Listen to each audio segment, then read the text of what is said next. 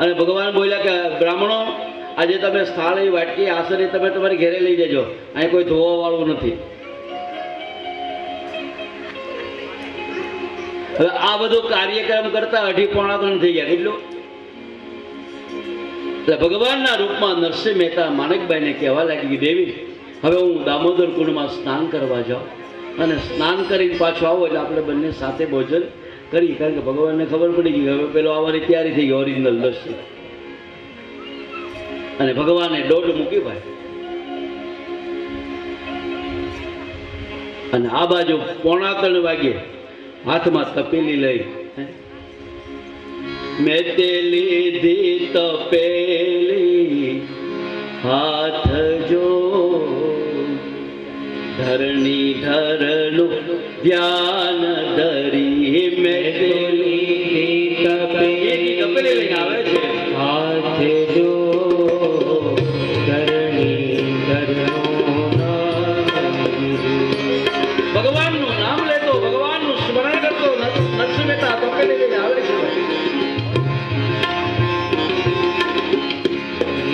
તપેલી હાથ જો ધરણી ધરનું ધ્યાન ધરી, તપેલી હાથ જો ધરણી ધરનું.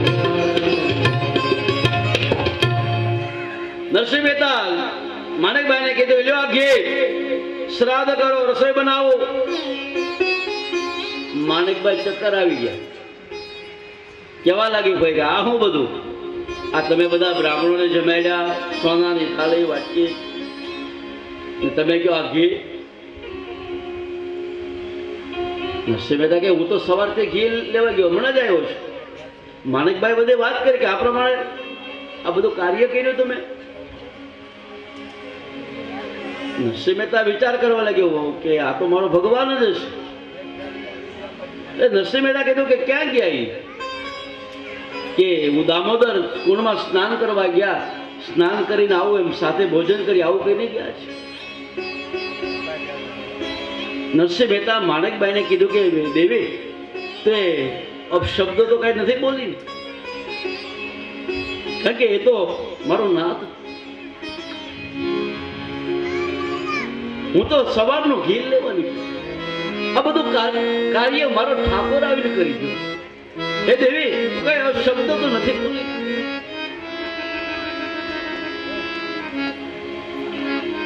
અને નરસિંહ મહેતા એ દોટ મૂકી છે, હે ગોવિંદ, હે ગોવિંદ, હે ગોવિંદ. દામોદર કુંડની પાસે આવે,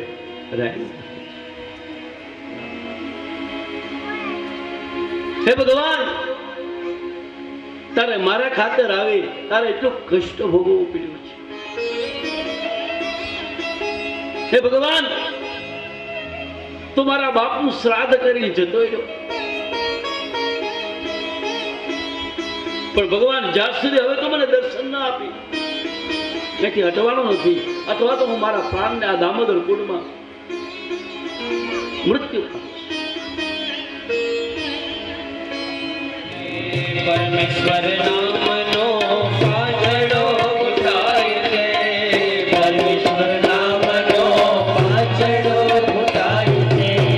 સગડે સોમનાથ વાળા રે, કોઈ વનવાને આવજો.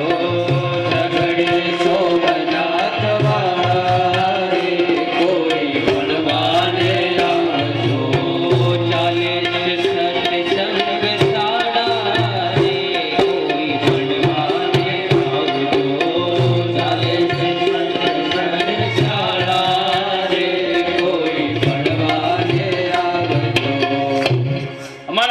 પરિવારે આ સ્કૂલ ખોલી છે ભાઈ, જેને ભણવા હોય આવી જાયજો.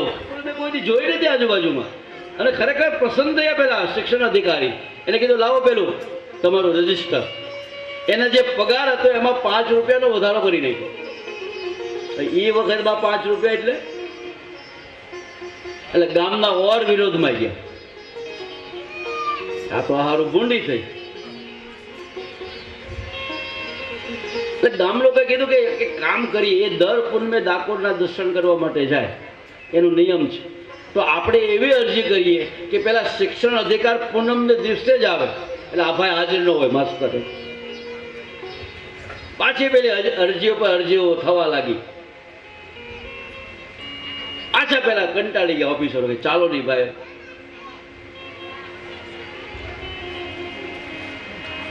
એટલે એમ કહેવાય આ બાજુ પૂનમને દિવસે જ પેલા અધિકાર આવે છે. હવે જે ટ્રેનમાં પેલા અધિકાર ઉતર્યા એ જ ટ્રેનમાં મનસુખ માસ્ટર ડાકોર જાય. બોલા ડબ્બેથી પેલા ચીડે ના આલો, આ ડબ્બેથી પેલા ઉતરે. અને શિક્ષણ અધિકારી આવ્યા છે.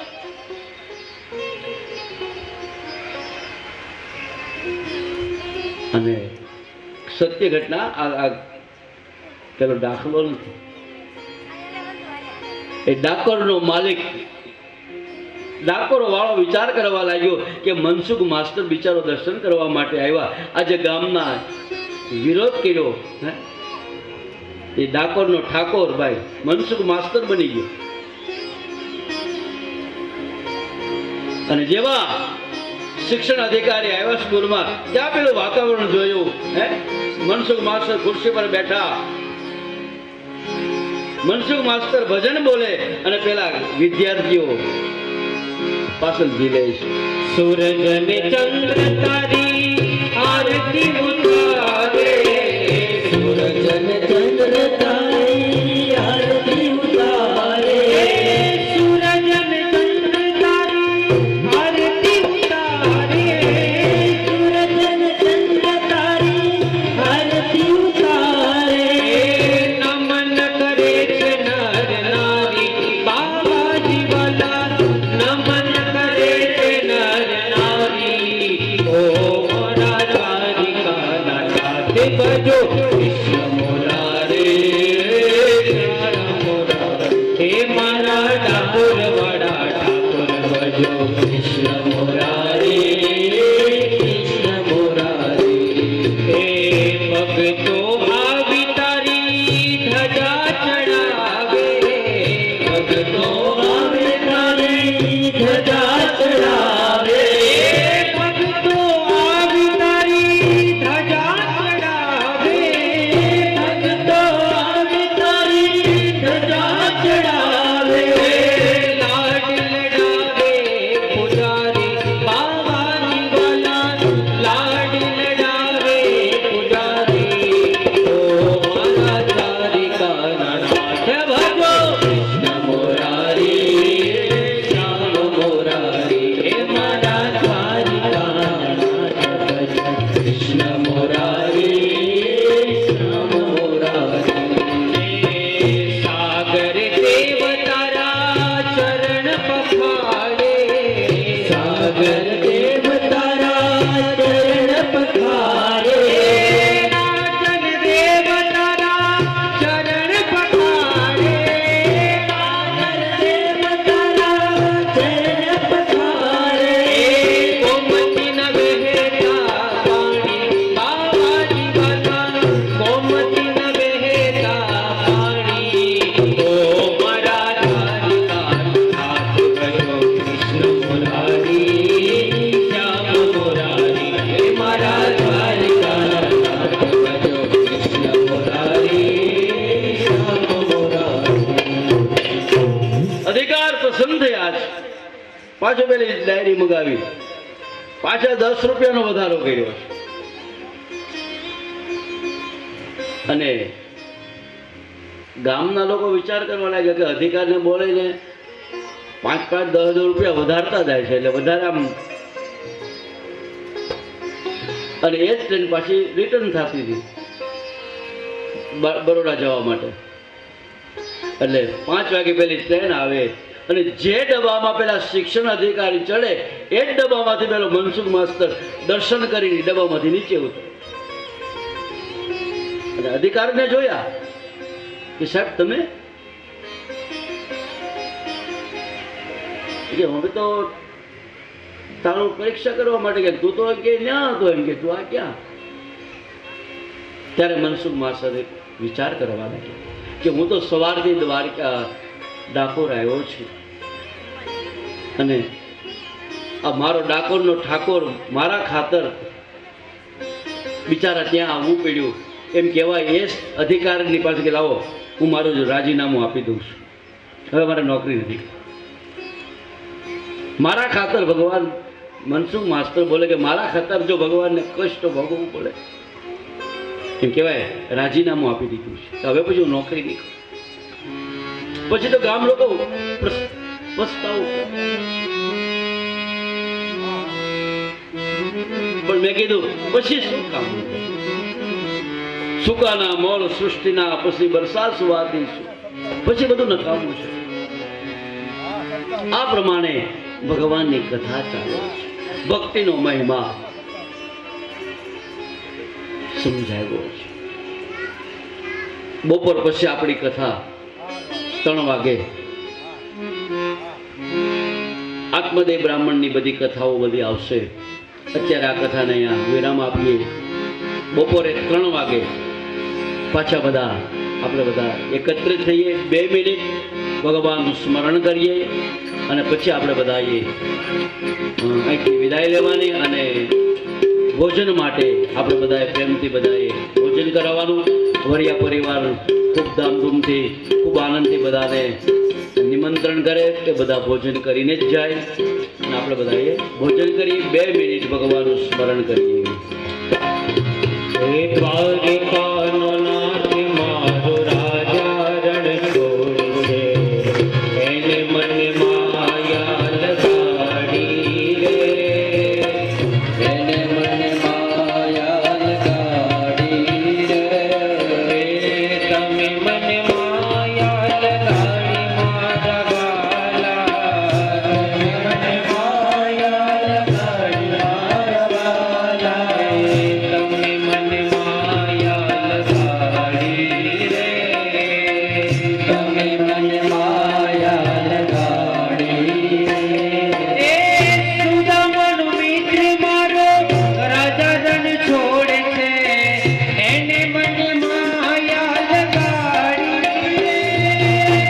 સુદામાનો મિત્ર મારો રાજા રણ છોડે છે, એને મને માયા લગાડી રે. એ દ્વારિકાનો નાથ મારો રાજા રણ છોડે છે, એને મને માયા લગાડી રે. દ્વારિકાનો નાથ મારો રાજા રણ છોડે છે, એને મને માયા લગાડી રે. એ તાળી પાડો તમારા રામની રે, બીજી તાળી ના હોય જો, તાળી પાડો તમારા રામની રે, બીજી તાળી ના હોય જો, એ વાતો પાડો તમારા રામની રે, બીજી વાતો ના હોય જો, પાડો તમારા રામની રે, બીજી વાતો ના હોય જો. પડ હોતે છે પડ એને કહેવાય જો,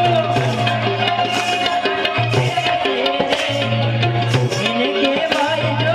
બાળપણમાં એ વાલા બાળપણમાં તુને શ્રી કૃષ્ણ મળ્યા રે, બાળપણ એને કહેવાય જો. બાળપણમાં તુને શ્રી કૃષ્ણ મળ્યા રે, બાળપણ કહેવાય જો. એ જવાની જવાની માં કેદ છે રે, જવાની કોને કહેવાય જો. માં કેદ છે રે, જવાની કોને કહેવાય જો. એ જવાનીમાં મીરા ને કૃષ્ણ મળ્યા રે, જવાની એને કહેવાય જો.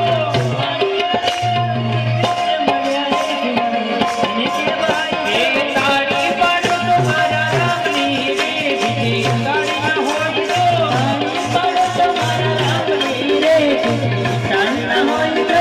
હરિ વિના હવે નો રેવાય રે, ઓ ધવરાય રે અમને. હરિ વિના હવે નો રેવાય રે, ઓ ધવરાય રે અમને.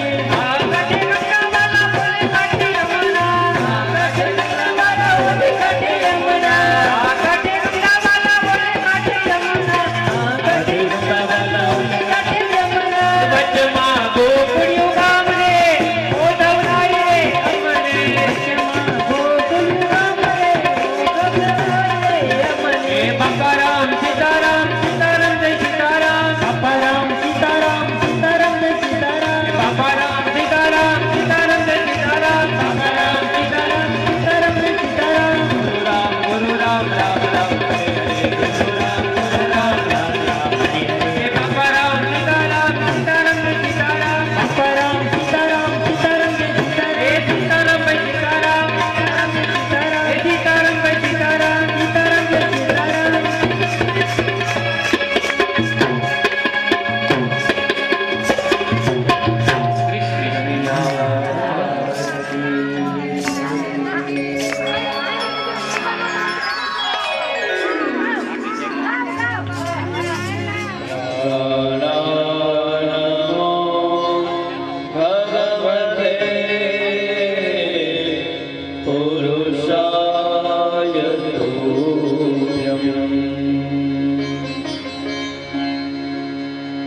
राम कृष्ण हरे मुकुंद मुरारी राम कृष्ण हरे मुकुंद मुरारी राम कृष्ण हरे मुकुंद मुरारी कृष्ण हरे मुकुंद मुरारी पांडुरंग पांडुरंग पांडुरंग पांडुरंग पांडुरंग हरे पांडुरंग पांडुरंग पांडुरंग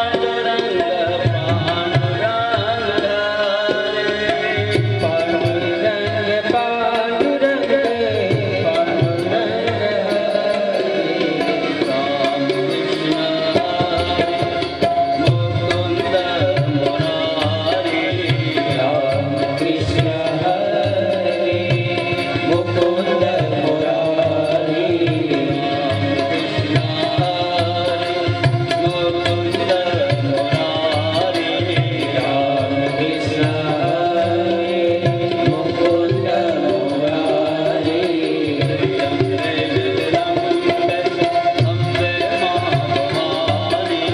जय अम्बे जगदम्बे अम्बे महावाणी जय अम्बे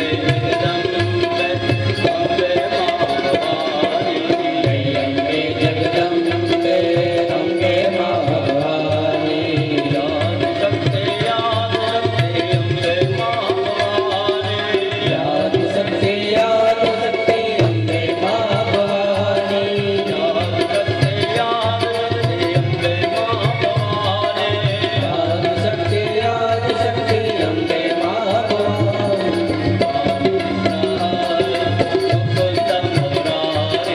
राम कृष्ण हरे मुकुंद मुरारी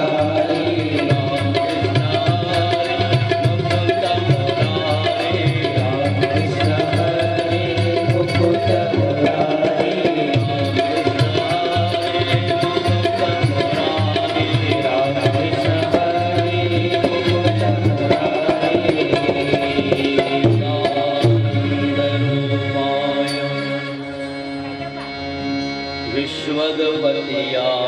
विश्वगपतियादिहेतवे तापत्रय विनाशाय श्रीकृष्णाय वयं नमः इति एषा वाङ्मयी पूजा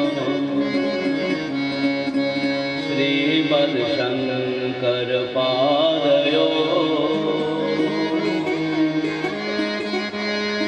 अर्पितातेन देश यथा मे सदा शिवः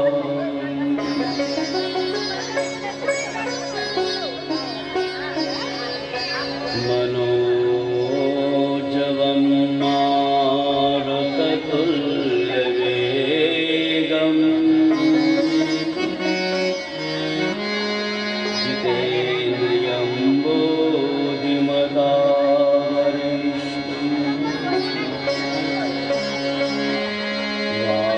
वातात्मनं वा नरयोतमोक्त्या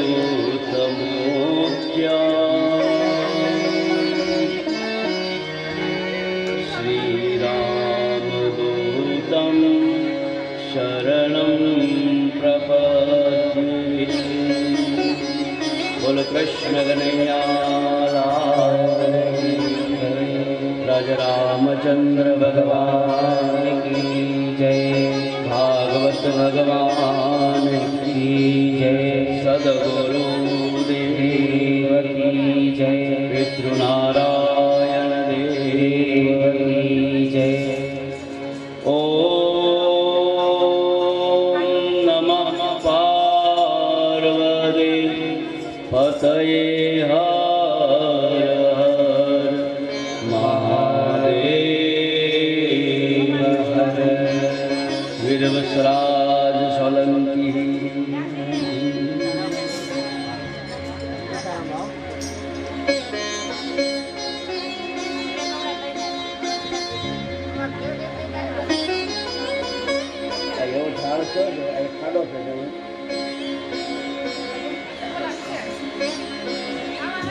ભાઈ બેસી જાઓ હવે બધા. બેસી ગયા બધા? બેસી.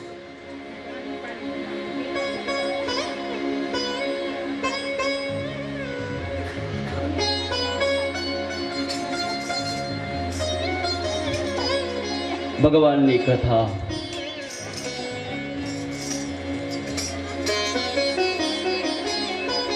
કૃષ્ણની કથા. સવારની કથામાં આપણે દર્શન કર્યા, એમાં ભક્તિનો મહિમા બતાવ્યો છે. નારદજી વિચાર કરવા લાગ્યા કે ભક્તિમાં જ તાકાત છે.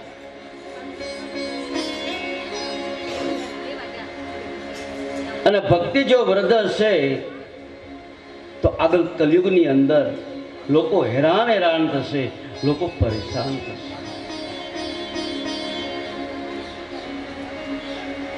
સવારની કથામાં આપણે દર્શન કર્યા કે મા યુવાન અને દીકરા વૃદ્ધ, આ વિચિત્ર ઘટના છે. દીકરા યુવાન હોય, મા વૃદ્ધ હોય. અહીંયા ઊંધો થયો છે. દીકરા વૃદ્ધ અને મા યુવાન. ભક્તિ રાણી નારદજીને કહેવા લાગી, બાબા મારા બંને દીકરાઓને જાગૃત કરો. એટલે નારદ મુનિ કહેવા લાગ્યા કે હે મહારાણી, હે ભક્તિ દેવી, તમે ચિંતા ના કરો. હું તમારા બંને દીકરાને જ્ઞાન અને વૈરાગ્યને જે અચેત અવસ્થામાં પીડ્યા છે એને હું જાગૃત કરીશ. એમ કહેવાય નારદ મુનિ જ્ઞાન અને વૈરાગ્યના કાનની અંદર વેદ મંત્ર બોલે છે. વેદ વેદાંત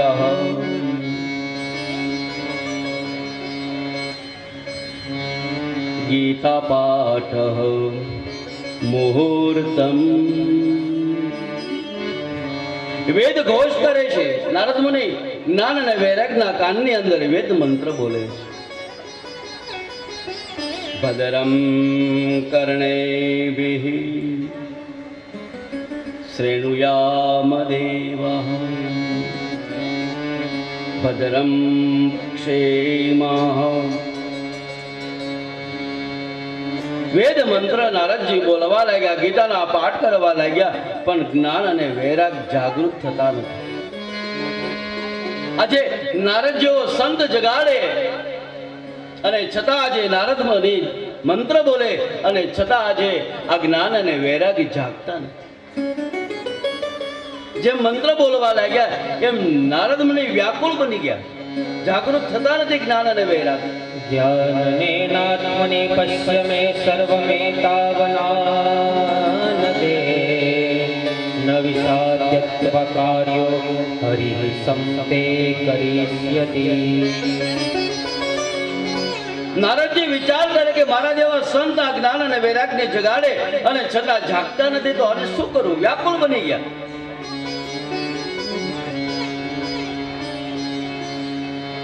તેવામાં આકાશવાણી થઈ છે.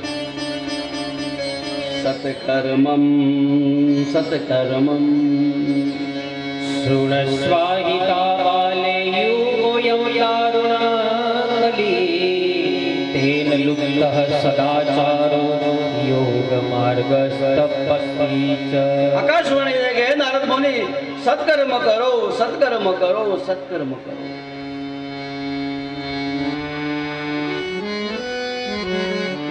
આકાશવાણી તો થઈ કે સત્કર્મ કરો, સત્કર્મ કરો, પણ કયું સત્કર્મ કરું?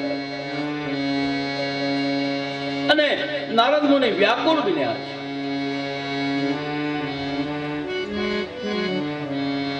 અને વ્યાકુળ બની અને આ બદ્રી ક્ષેત્રની અંદર જે આપણે વાત કરી, બદ્રીનારાયણની અંદર આ બ્રહ્માજીના 4 માનસ પુત્રો જે સત્સંગ કરતા, ત્યાં નારદ મુનિ આવ્યા છે. વ્યાકુળતા જોઈ.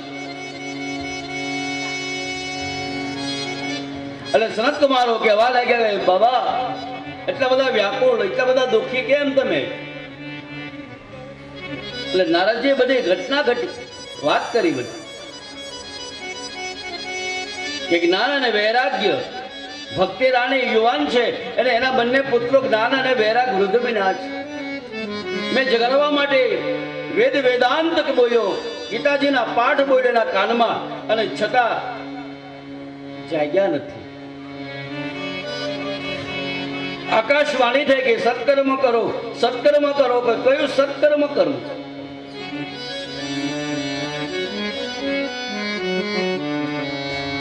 એટલે સનત કુમારો કહેવા લાગે, નારદ મુનિ દુઃખી ન થાવ.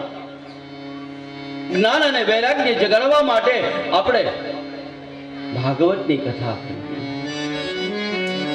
એકમ ભાગવતમ કથા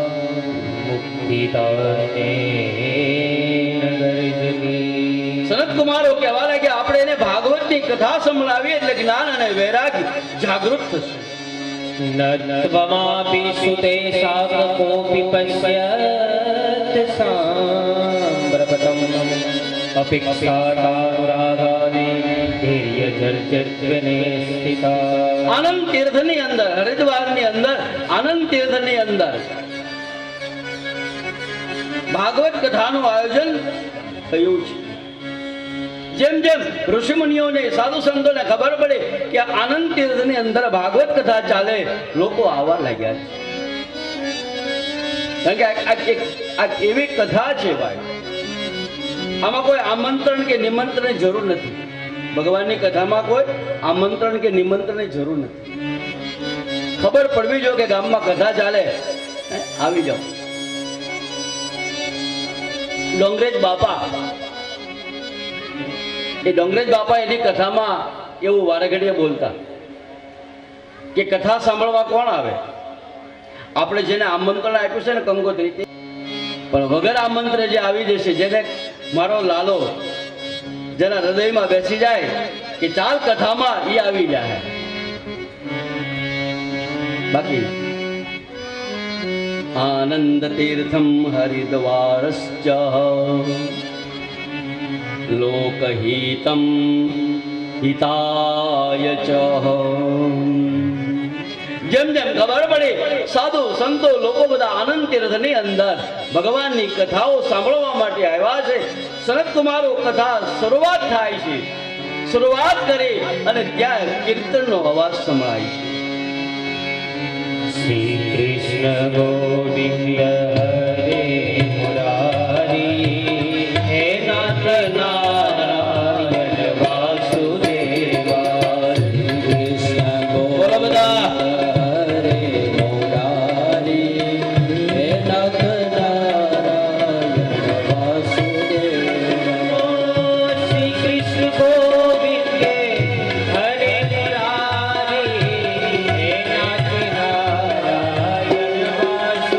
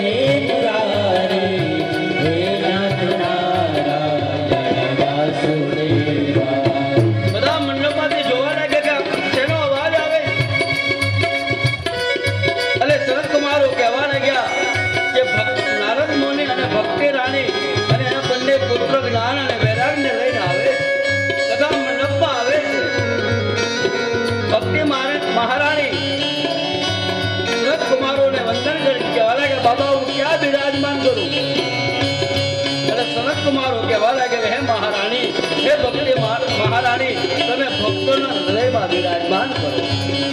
આવું જ આ શબ્દ બોલ્યા, બધા જે જયકાર કરવા લાગ્યા અને પુનઃ કીર્તન ચાલુ થયું. શ્રી કૃષ્ણ ગોવિંદ હરે મુરારી, હે નાથ નારાયણ વાસુદેવા. શ્રી કૃષ્ણ ગોવિંદ હરે મુરારી, હે નાથ નારાયણ વાસુદેવા.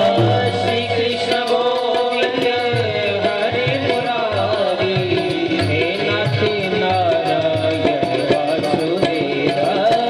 શ્રી કૃષ્ણ ગોવિંદ હરે મુરારી, હે નાથ નારાયણ વાસુદેવા. પુનઃ ભાગવત કથા પ્રારંભ થાય છે. સનત કુમારો કથા કહે છે કે ખરેખર આ ભાગવત શાસ્ત્ર શું છે?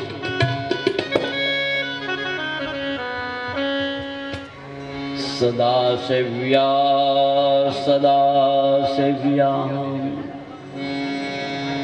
શ્રીમદ ભગવતી કથા યસ્ય શ્રવણ માત્રેણ હરિ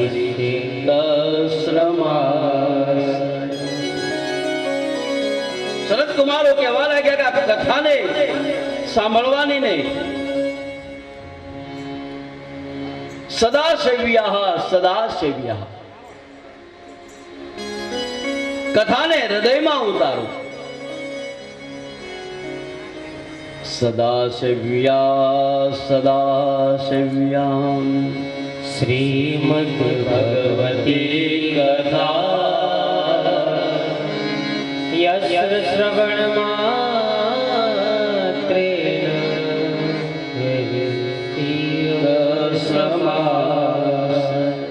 ઘણા લોકો તો એમ પણ બોલે કે અમે તો ફલાણા કથાકારને સાંભળી નાખ્યા, અમે ફલાણા બાપોને સાંભળીને નાખ્યા, કોઈએ રાખ્યા નહીં. એટલે સાંભળવા નથી કીધું, હૃદયમાં ઉતારવા કીધું. સદાશિવ્યા શ્રીમદ ભગવતી કથા અસ્યા શ્રવણ માત્રેન હરિચિત્ત શ્રમાસય. આપણને તાવ આવે, આપણે ડોક્ટર પાસે જઈએ એટલે ડોક્ટર આપણને તાવની દવા આપે, ટીકડી આપે. એ ડોક્ટર સાહેબ એમ કે આ દવા તમે પી જાઓ, તાવ મટી જાય. પછી એ દવાની ટીકડી આપણે આમ જમણા હાથમાં રાખી અને મોટી મોટી બૂમ પાડીએ તો તાવ મટી જાય, તાવ મટી જાય. તો તાવ મટે ખરો? ડોક્ટરે શું કીધું? પીવાની દવા પી જાય તો તાવ મટે. એમ કથાને સાંભળવાની નહીં, હૃદયમાં ઉતારો.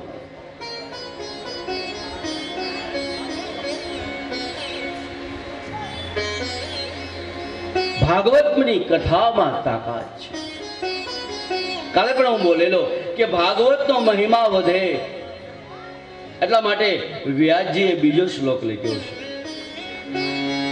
કિમ સ્તુતે બહુ શાસ્ત્રે પુરાણે ચ ભ્રમાવયે એકમ ભાગવતમ શાસ્ત્રે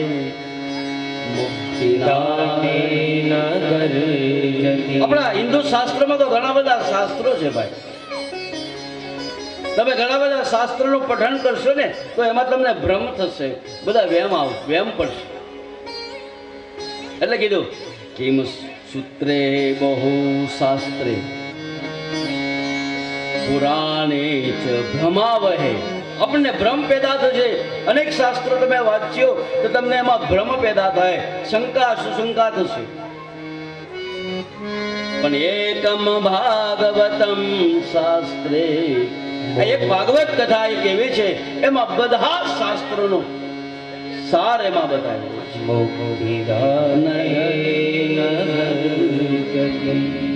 આ ભાગવતની કથામાં તાકાત છે.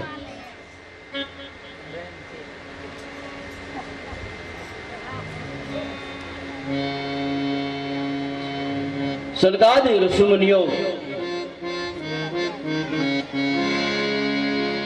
સનત કુમારોને કહેવા લાગ્યા કે હે બાબા, આ ભાગવતની કથા સાંભળવાથી કોણ કોણ પાવન થયા છે તે અમને કથા કહો. ત્યારે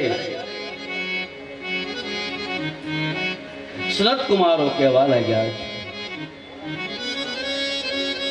કે કોઈ દુરાચારી હોય, આજે આ કથા સાંભળવા જેવી છે.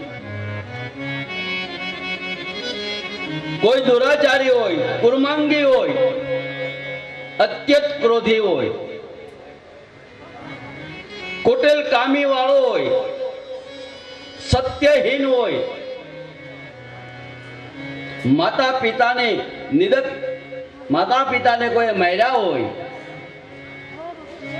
કોઈ શરાબી હોય, બ્રહ્મઘાતી હોય,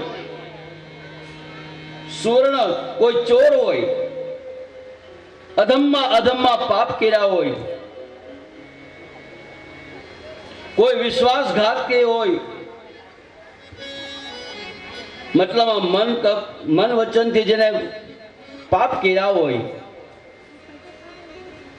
આ જેટલા મેં પાપ બતાવ્યા ગમે તેવા પાપ થયા હોય તો તમારે કોઈ ગભરાવાની જરૂર નથી. શાસ્ત્ર એમ કહે છે, સપ્તે યજ્ઞેન કુલો પુનોતિ. આ 7 દિવસમાં તમે કથા સાંભળી જાઓ, આ બધા પાપોમાંથી તમને મુક્તિ મળશે. હું હમણાં જે પાપ બોલી ગયો, ગમે તેવા પાપ કર્યા. સનત કુમારો કહેવા લાગ્યા, આવી એક કથા હું તમને કઈ સંભળાવી રહ્યો છું, તમે સાવધાન થઈને સાંભળો.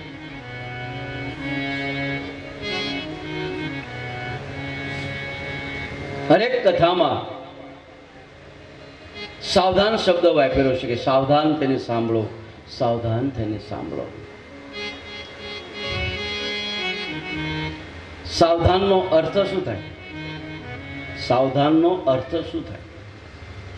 આપણે જંગલમાં જઈએ તો ત્યાં બોર્ડ આવે કે સાવધાન, તો ત્યાં આપણને એમ થાય કે ભાઈ અહીંયા કોઈ મોટા પ્રાણીઓ હશે, વાઘ વિષ, એટલે આપણને સાવધાન કરે છે. કોઈ રોડ ઉપર જતા હોય, રસ્તાનું કામ ચાલતું હોય, ત્યાં પણ બોર્ડ હોય સાવધાન, નીચે લખ્યું હોય રસ્તાનું કામ ચાલે. પણ કથા સાંભળવા માટે પણ વ્યાસજીએ શબ્દ લખ્યા છે કે સાવધાન થઈને સાંભળો. તો આપણે આપણા ગામમાં કથા, તો આપણને આ કથામાં છે ને બી કે એમાં આપણને સાવધાન કીધું છે કે સાવધાન થઈને એ સાવધાન આપણા મનને કહે છે. મન એના મનુષ્યાના, ગીતામાં પણ ભગવાન બોલ્યા છે. માણસનું મન કેવું ચંચળ છે.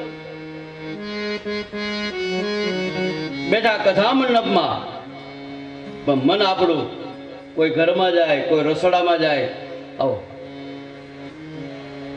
મન ભટકે છે. મન એના મનુષ્યાના. મન અને પાણી આ બંનેનો સ્વભાવ એક સરખો બતાવ્યો છે. પાણીનો સ્વભાવ કેવો? પાણી આપણે આમ નીચે ઢોળી નાખીએ તો નીચે ઢાળ હશે ત્યાં પાણી વધારે જાય.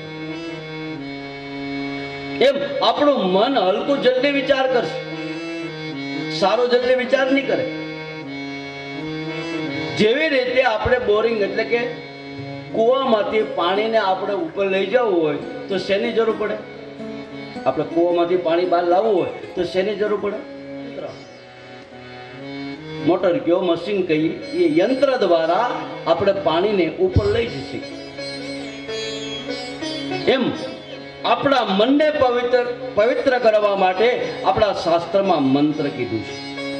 પછી મંત્ર કયો, ભજન કયો, કીર્તન કયો, એકાદ મંત્ર આપણા જીવનમાં આવી જાય, એકાદું ભજન કીર્તન જો આપણા જીવનમાં આવે તો આપણું મન પવિત્ર થાય, આપણો આત્મ પવિત્ર થાય. મન તો હે કહી વિધિ કરે સમજાવો, કહી વિધિ કરે સમજાવો,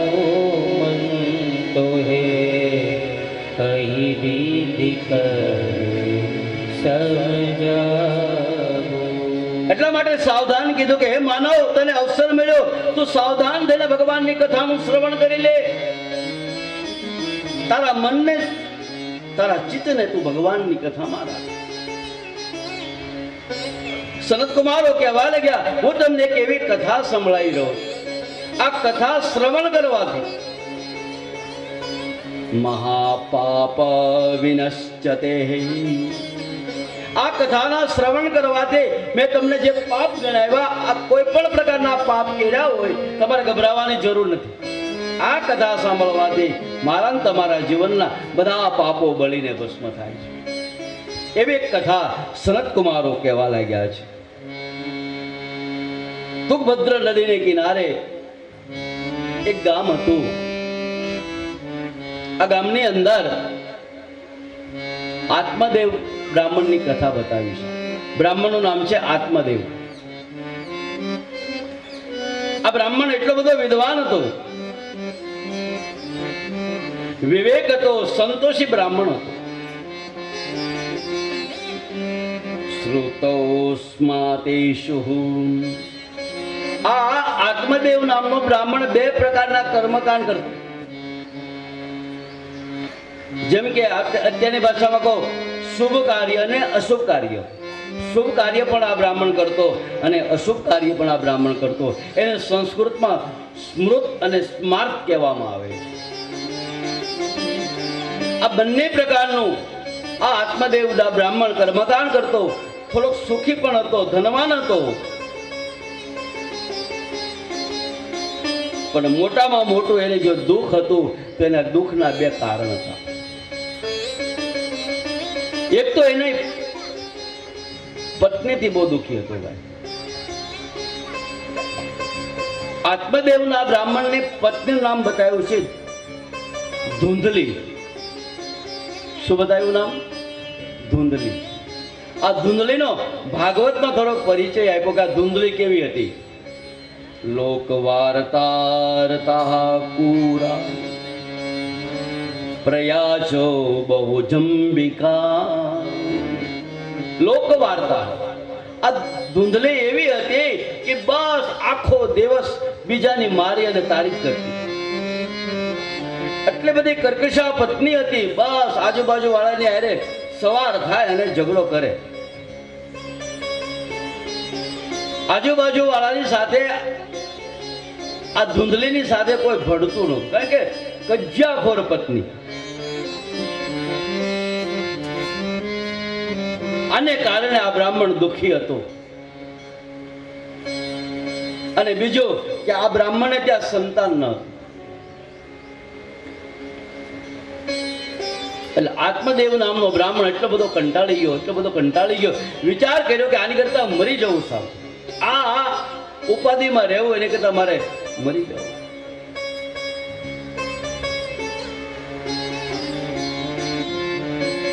અને આત્મદેવ નામનો બ્રાહ્મણ એક સરોવરને કિનારે આવે છે અને આત્મહત્યા કરવા માટે જ્યાં ત્યારે કરે ત્યાં કોઈ સંત ત્યાંથી નીકળ્યા છે.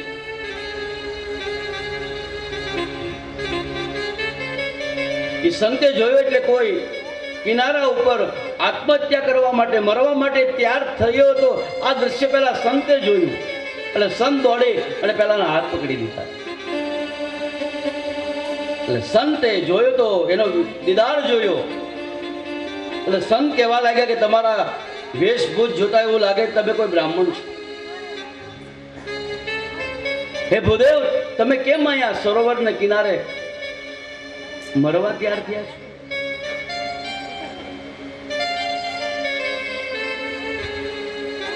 આત્મદેવના બ્રાહ્મણ કહેવા લાગ્યો કે બાબા, મારે જિંદગીમાં જીવવું નથી, મારે મોતને વાલું કરી નાખવું, મારે મરી જવું, મને મરવા. પેલા સંત કહેવા લાગ્યા કે હે ભૂદેવ, તમે તો બ્રાહ્મણ છો, પૃથ્વીના દેવ, તમને તો ખબર હોવી જોઈએ કે આત્મહત્યા કરવા જેવું કેવું પાપ છે. જીવનમાં આત્મહત્યા ન કરવી.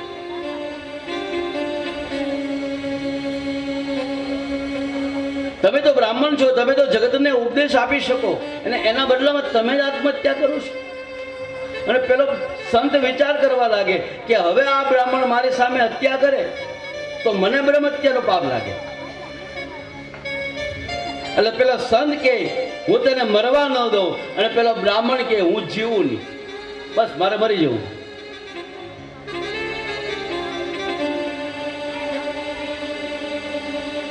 એટલે સંત વિચાર કરવા લાગ્યા આનો કઈ રસ્તો તો હશે ને, કઈ રસ્તો તો નીકાળો ભૂદેવ.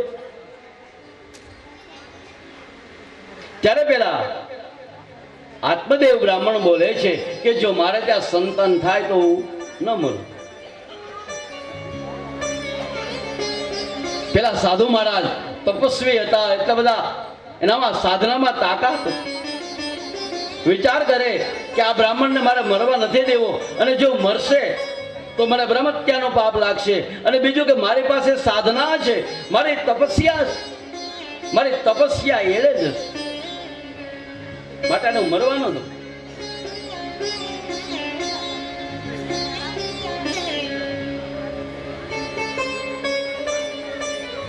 અમર માએ સંત દેવીદાસને જોયા ને, આપણે ભજન ગાઈને મેં તો સિદ્ધરે જાણીને રમણી સેવિયા. મેં તો સિદ્ધરે જાણીને રમણી સેવિયા. હે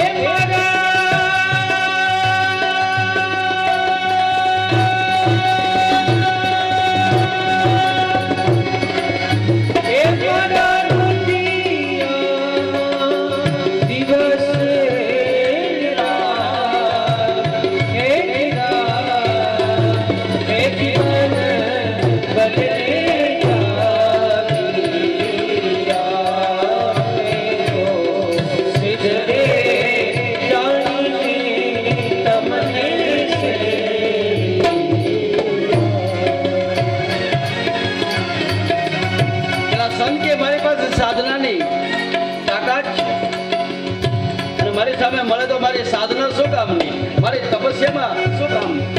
મેં તો કરુણા ના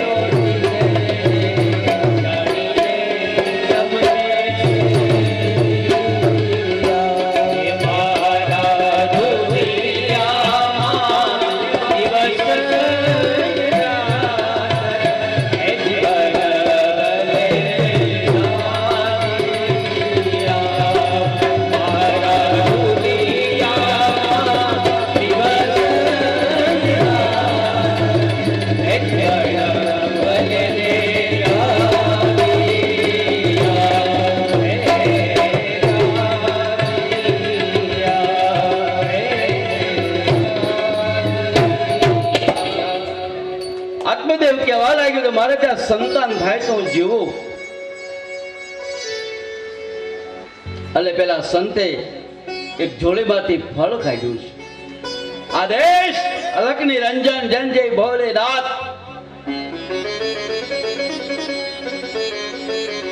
અને ફળ પેલા બ્રાહ્મણને આપવામાં આવ્યો આત્મદેવને. પેલા સંત કહેવા લાગ્યા કે આ ફળ તારા પત્નીને ખવડાવી દેજે, ત્યારે ત્યાં સંતાન થશે. પણ એ ભૂદેવ, એ આત્મદેવ, તારે ત્યાં સંતાન થશે, પણ તારા જે ભાગ્યમાં સંતાન યોગ નથી. તારે ત્યાં સંતાન થશે મારા આશીર્વાદથી, પણ આ સંતાન તને સુખ નહીં આપે. આત્મદેવ બ્રાહ્મણ કે જે થવું તે થાય, પણ મારે ત્યાં સંતાન તો થાય. આ આત્મદેવ નામનો બ્રાહ્મણ હરખાતો પોતાની ઘેરે આવે છે. પોતાની પત્ની ધૂંધલીને વાત કરે, એટલે આ ફળ તું ખાઈ જાજે, આપણે ત્યાં સંતાન થશે. મને એક સંતે આશીર્વાદ આપ્યા છે, આ ફળ તું ખાઈ જાય. આ કપટી પત્ની એના પતિને સમજાવે કે અત્યારે રાત્રિ પડી ગઈ, હું સવારમાં પૂજા કરી, સ્નાન પૂજા કરી અને પછી આ ફળને ખાવ તો કઈ વાંધો નહીં.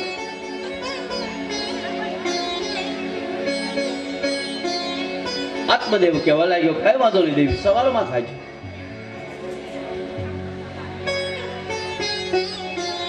આ ધૂંધળી ફળ લઈ રાતોરાત એની બેનની ઘેરે ગઈ.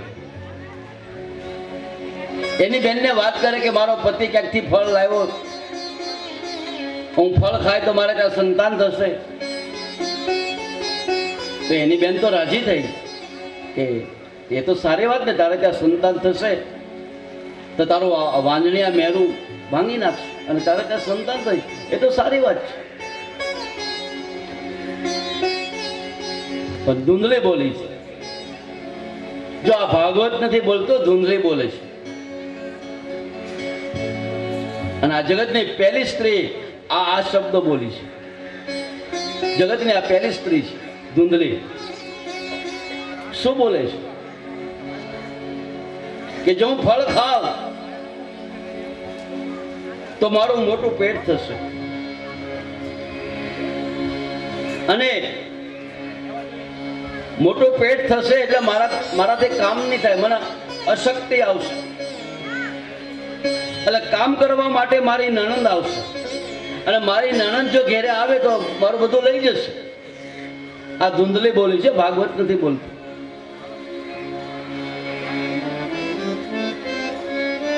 તો એની બેન કેવા લાગે, તો કામ કરીને મારા 3 મહિનાનો ગર્ભ છે, મારે ત્યાં જે કઈ સંતાન થાય હું તને આપી દઈ, મારા પતિને થોડોક પૈસા તો આપી દેજે. આ વાત પેલી ધૂંધળીને ગમી, અને સંતે જે ફળ આપેલું ને એ પરીક્ષા કરવા માટે એ ફળને પોતાની આંગણે ગાય હતી, ગાયને ખવડાવી દીધી. અને આ બાજુ ધૂંધળીએ એવું નાટક કર્યું કે હું સગર્ભા બની છે. બ્રાહ્મણ એટલો બધો આનંદમાં આવે છે.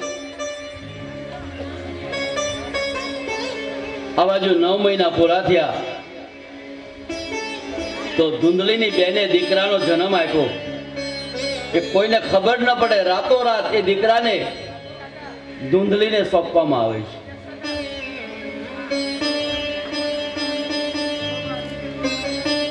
અને ધૂંધળીએ સવારમાં એવું નાટક કર્યું કે મારે ત્યાં દીકરાનો જન્મ થયો છે. બ્રાહ્મણ એટલો બધો આનંદમાં આવ્યો છે કે એને ત્યાં સંતાન થયું છે, અને એ બી પુત્ર. આનંદમાં આવ્યો છે.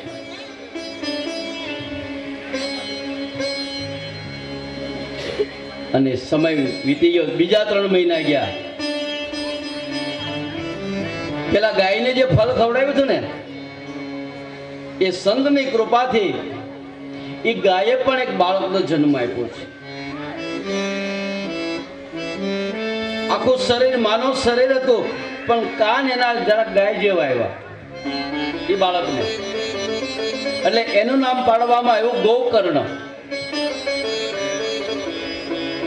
અને પેલી ધૂંધળીએ જે વેચાતું બાળક લીધું એનું નામ એની માની ઉપરથી પાડવામાં આવ્યું, એનું નામ પડ્યું ધંધુકારી.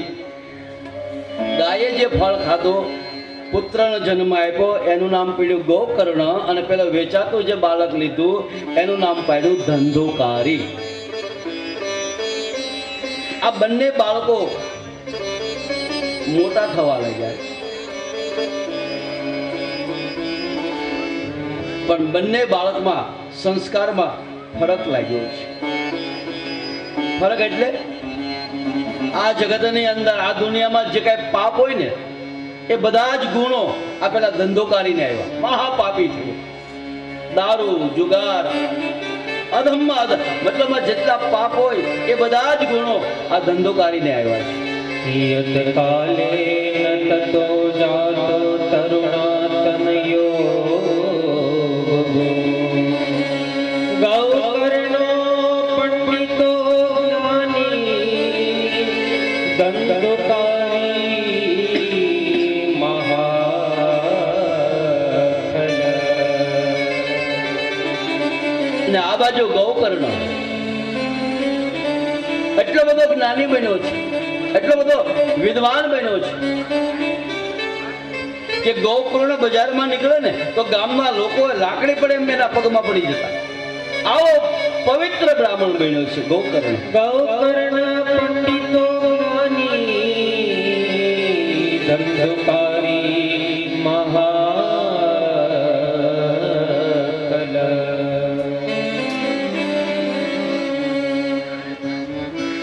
અને ધંધોકારી બજારમાં નીકળે ને તો લોકો દરવાજા બંધ કરી દે. આવો પાપી માણસ. સ્નાન શોચ ક્રિયાહીનો દુર્ભક્ષી ક્રોધ વર્ધતી દુષ્પરિગ્રહ કરતા સવસ્તેન ભોજતી. આ ધંધોકારી સ્નાન ન કરે. સ્નાનની ક્યાં વાત કરો? બ્રાહ્મણનો દીકરો મદિરા પીવા લાગે, દારૂ પીવા લાગે. ખોળ્યું બ્રાહ્મણનું અને કામ અધમ પાપી બને. કારણ કે કુટિલ માણસનું દુર્ભાગ્ય એ છે કે એને મિત્ર પણ કુટિલ મળે છે. ચોર સર્વજન દેશી પરવશે પ્રપદીપક લાલનાય ભર્ગતૃ સદા રૂપેણ પાત્યતે સ્નાન શોચાક્રિયાહીનં દુર્ભક્ષી ક્રોધ વર્ધતે દુષ્પરિગ્રહ કરતા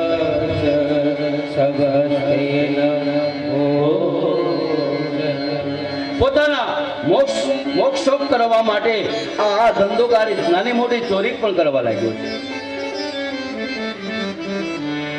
એક વખત આ ધંધોકારીએ